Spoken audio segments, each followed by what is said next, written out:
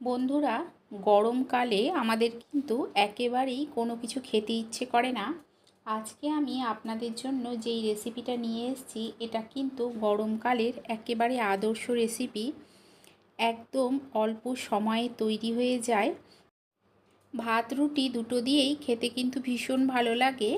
এই রেসিপিটি বানানোর জন্য আলুগুলোকে ঠিক এই রকম লম্বা টুকরো করে কেটে নিতে হবে, তবে খুব বেশি যেন সরু না হয়। দেখুন, কয়েকটা আলু কেটে আমি জলে ভিজিয়ে রেখেছি। এখানে দেখুন নিয়ে নিয়েছি আমি পটলগুলোর খোসা কিন্তু আমি ছাড়াইনি, সবুজ অংশটা কিছুটা করে ছুলে নিয়েছি।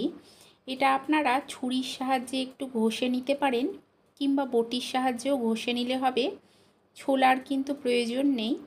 এখন ঠিক যেই রকম আলুগুলোকে কেটেছিলাম সেই রকমভাবে লম্বা সরু করে পটলগুলোকেও কেটে নিতে হবে।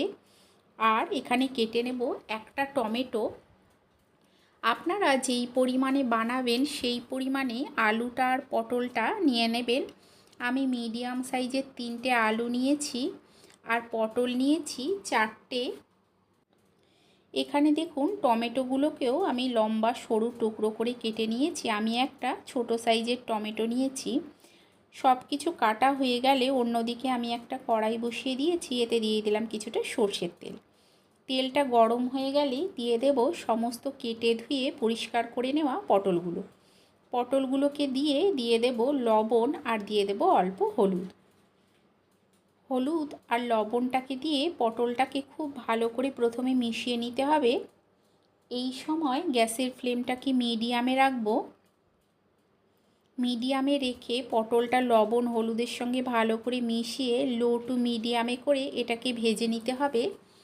দেখুন, আমি লো টু মিডিয়ামে করে পটলটাকে ভেজে নিচ্ছি, তবে একেবারে কড়া লাল করে ভাজার প্রয়োজন নেই। এই পটলটা ভাজার সময় গ্যাসের ফ্লেমটা লো টু মিডিয়ামে রাখবেন, পটলটা ভাজা ভালো হবে। হাইতে করে দিলে কি হবে, পটল অনেক সময় পুড়ে যায়। দেখুন, ছড়িয়ে ছড়িয়ে এইভাবে আমি পটলগুলোকে ভেজে নিচ্ছি। এগুলো আমার প্রায় ভাজা হয়ে গেছে। এখন সমস্ত পটলগুলোকেই আমি তুলে নেব। তবে লক্ষ্য রাখতে হবে পটলটা যেন কাঁচা না থেকে যায়। দেখুন, এগুলো আমার ভাজা হয়ে গেছে। এখন এগুলোকে তুলে নেব। সমস্ত পটলগুলোকে তুলে নিয়ে ওই কড়াইয়ের মধ্যেই অল্প একটু তেল দিয়ে দিলাম ফোড়নে কালো জিরেটাকে কয়েক সেকেন্ড ভেজে নিয়ে দিয়ে দিলাম কেটে রাখা আলুগুলো। সমস্ত আলুগুলোকে দিয়ে এতে দিয়ে দেব আমি লবণ আর দিয়ে দেব অল্প হলুদ। লবণ আর হলুদ দিয়ে প্রথমে আলুটাকে ভালো করে মিশিয়ে নিতে হবে। দেখুন, লবণ আর হলুদের সঙ্গে আলুটাকে আমি খুব ভালো করে মিশিয়ে নিচ্ছি। মিশিয়ে এটাকে ভাজতে হবে। ভাজতেই দেখবেন আলুটা অনেকটাই সেদ্ধ হয়ে যাবে। যদি মনে হয় ঢাকা দিয়ে ভাজবেন, সেক্ষেত্রে আপনারা ঢাকা দিয়েও ভেজে নিতে পারেন, তাহলে আলুটা কিন্তু আরও তাড়াতাড়ি সেদ্ধ হয়ে যাবে। দেখুন, আলুটাকে আমি গ্যাসের ফ্লেমটা একদম লোতে করে দিয়ে ভেজে নিচ্ছি। এটা কিন্তু প্রায় ভাজা হয়ে গেছে।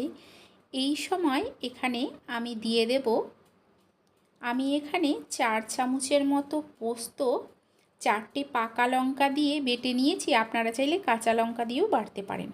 সমস্ত পোস্তটাকে দিয়ে মিক্সির বাটিটা ধুয়ে অল্প জল দিয়ে দিলাম। দিয়ে এই আলুর সঙ্গে মিশিয়ে অল্প কিছুক্ষণ এটাকে হতে দেব। অল্প কিছুক্ষণ এই পোস্তটা আর আলুটা একসঙ্গে ভেজে নিতে হবে। ভেজে নিয়ে এতে দিয়ে দিচ্ছি দেখুন কেটে রাখা টমেটোটাকে দিয়ে এর সঙ্গে খুব ভালো করে মিশিয়ে আরও কিছুক্ষণ ভেজে নেব। পোস্তটা একটু ভাজা হলে এর থেকে একটা সুন্দর গন্ধ বেরোয় আর খেতেও ভালো লাগে। আলুটা আর পোস্তটাকে কিছুক্ষণ ভেজে নিয়ে আমি এর মধ্যে দিয়ে দেব ভেজে রাখা দেখুন, এর মধ্যে এই সময় দিয়ে দেবো ভেজে রাখা পটলগুলোকে দিয়ে আলু আর পোস্তের সঙ্গে মিশিয়ে আর কিছুক্ষণ হতে দেব। তারপরে এতে জল দিয়ে দেব। জল দিয়ে ঢাকা দিয়ে আমি কিছুক্ষণ হতে দেব।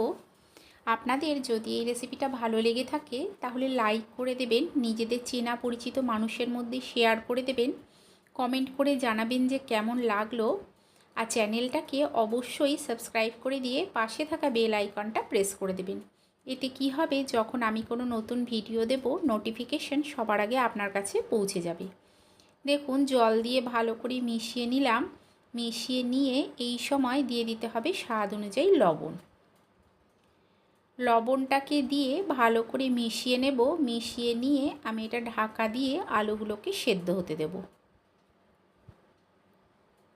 দেখুন কিছুক্ষণ আমি ঢাকা দিয়ে হতে দিয়েছিলাম, আলুগুলো কিন্তু ভালো মতো সেদ্ধ হয়ে গেছে।